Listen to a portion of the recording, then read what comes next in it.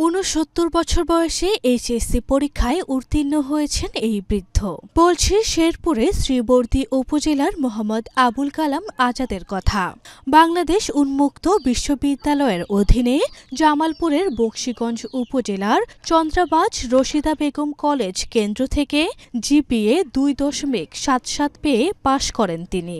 এই বুড়া বয়সে যে এই লেখাপড়াটা করতেছেন তার একটা প্রবল আগ্রহ, এই আগ্রহটা কিন্তু আমাদের তরুণ সমাজের মধ্যে কিছু পোলাপান আছে যাদের নাই। এই বয়সে ইন্টারমিডিয়েট পাস করেছেন, সেটা আমাদের এলাকাবাসীর জন্য গর্বের বিষয়।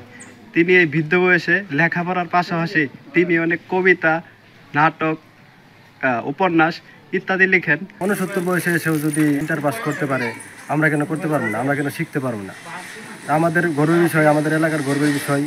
আবুল কালামের বাড়ি শ্রীবর্দী উপজেলার খড়িয়া কাজীচর ইউনিয়নের পশ্চিম লঙ্গরপাড়া গ্রামে।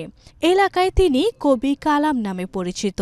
সৌদি আরবে চলে, সেখানেও 18 বছর কাজ করি প্রবাস জীবনে।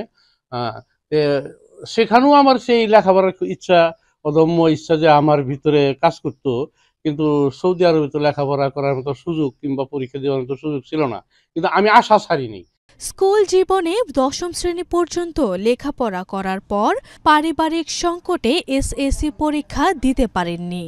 পড়াশোনার প্রতি দুর্বলতা থেকেই ২০২০ সালে বকশীগঞ্জের চন্দ্রাবাজ রশিদা বেগম উচ্চ বিদ্যালয়ের বাউবির আওতাধীন এসএসসি প্রোগ্রামে ভর্তি হন। ২০২০ সালে এসএসসি পরীক্ষায় উত্তীর্ণ হয়ে ২০২২-২৩ শিক্ষাবর্ষে একই স্কুলে এইচএসসি প্রোগ্রামে ভর্তি হন তিনি।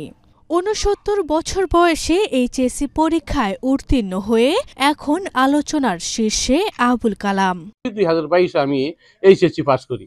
এইচএসসি পাস করার পরে চিন্তা করলাম যে আমার মনে আশাই যখন ইনশাল্লাহ কিছুটা পূর্ণ হয়েছে, তা আমি আর বসে থাকবো কেন।